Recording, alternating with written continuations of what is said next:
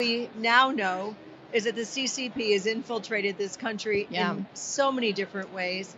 And we are making our listeners aware, but we're also making America aware of all the places that our government is being weakened by the Communist Chinese Party. And they're not our friends, they're not our allies, and they don't do things that are beneficial for this country. They mean to do us harm. The new federal state of China has done such an incredible job of defining what communism is and the cost of communism. There's a huge cost, and the only one getting a payoff is the CCP. The only one benefiting from this is the CCP. The fentanyl that is pouring into this country could kill every man, woman, and child in this country 100 times over. And they are funding the Mexican and Central American cartels, and the money flows back to China. And that is at the expense of human lives here in this country. And again, I say this, our next generation, if we don't draw a line in the sand right now, we won't have a future for this country. And the world, from the Chinese, the CCP's perspective, is a dark, dangerous, evil world. Well, and think about the biolabs that we revealed in California. They're intentionally, as if COVID wasn't enough, they're intentionally creating new viruses and more in our country, in California.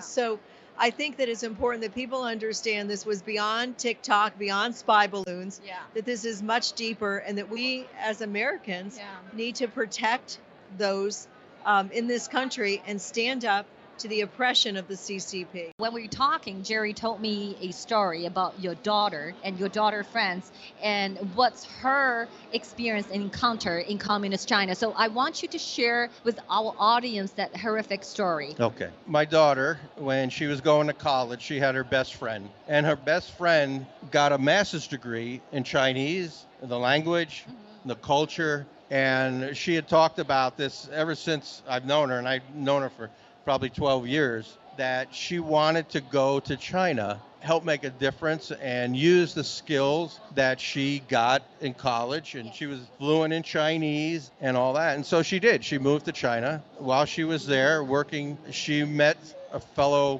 person at her company, and he wound up to rape her, sexually assault her numerous times, beat her up, and take advantage of her. And she went to the authorities, any authority that could possibly help, to include the American consulate. And nobody would do anything. They didn't want to listen to her. So she was traumatized. So her mother and father got on a plane and brought her home back to the United States. What's really sad about this is she'll never be the same. So the story that you just shared with us, and thank you for that, and it tells you there is no rule of law. So she tried all the proper channels to escalate it, even went to the U.S. Embassy, right, in China, but they just hushed away. They don't want to make a big thing because they're afraid of the CCP. So what does it tell you? Because right now the CCP is in America, okay? They're already in your country. Right. So share with me, Sauce, how does that make you feel? One of the things that make our republic a great place to live, one of the greatest nations ever on this earth, is the concept of rule of law. It's very simple. No one is above the law. We all have to obey the law. If you lived in communist China, it probably is about who you know, and you can get away with things like this. Murder. Like you can get away with murder. Rape. You know, the genocide, right? Yeah, the Uyghur abuse, concentration camp, the forced labor, absolutely, the live organ harvesting, all the heinous crime against humanity that has been committed by this evil regime. That is why the mission of the new federal state of China is taking down the CCP. We only have 30 seconds. I want to ask you, we know this is the most powerful regime on earth. When you heard that our mission is take down the CCP, what the first thing came up in your mind? The first thing that came up in my mind is we need you to succeed.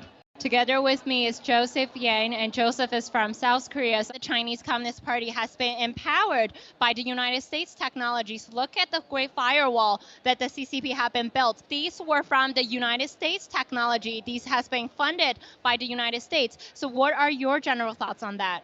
I mean, we have to look all over the place, and the CCP is everywhere, right? We have celebrities that go out and say bad things about the CCP, and the next day they say, oh, I'm so sorry, I shouldn't have said that. It's, racist to say that, and they take back their statement. So you have to think about what kind of pressure that they're being put under. And then, like you said, the universities, right? Universities are accepting money from a communistic organization. And when they accept money, you can only imagine what the CCP is saying. You need to teach them this, teach them that. They're infiltrating our education system, and that's how they're getting it. Because the CCP knows that America is the greatest country in the world, we're the strongest country in the world, and we're the best country in the world. The best way to infiltrate, they know, is by the inside. Through the inside, they take out the education system, they take out the businesses, and then they make drugs, and they smuggle it across our wide open borders. And we've got people dying because of drug overdoses that they've created. We've got people that are dying because of a virus that they've created. We've got people dying over all sorts of things. And then we've got a government that doesn't stand up to a communist tyrannical system. Right, and I completely agree with you that we have a lot of insider traders who have sold their souls to the communists today, and that has caused an empowered Chinese Communist Party to invade into our countries, and the CCP virus has killed millions of American people's lives. Do you think that the United States needs to be decoupled from communist China? Take down the CCP. Absolutely, take down the CCP. In America, that's a fundamental right, is freedom. We got the First Amendment, Second Amendment, Third Amendment, protections that other countries don't have. That's what our founding fathers did. The government said, oh, we're going to tell you to do this, do that. And then they said, no, we're not going to do that. And then they created their own country that's founded on the principle of freedom. So you actually remember being interviewed by the NFSC last year. And Patty, would you like to say hello to our viewers? Hi. So Patty has what's called idiopathic pulmonary fibrosis. It's a progressive fatal disease. She needs a double lung transplant to survive, and the hospitals are refusing to give it to her because she won't get the COVID shot. Wow. She won't allow that poison to be injected into her body, and the hospitals, because of the money that they make off of this and the way they've been indoctrinated, are saying that she can't get life-saving surgery if she doesn't get this poison shot. And that is our fight. That's part of the reason we came from the Northwest down to Phoenix, because the hospital here said they would see her when the one in Washington wouldn't, and now they're saying that they're going to make her get the shot, and it's ridiculous. We've had it. We need a real hospital. Yeah, and I want people to please share Patty's story. She's brave, and she's an inspiration for all of us to fight for our individual liberty. And we must fight, otherwise, this country will be fully infiltrated by the CCP communist ideology.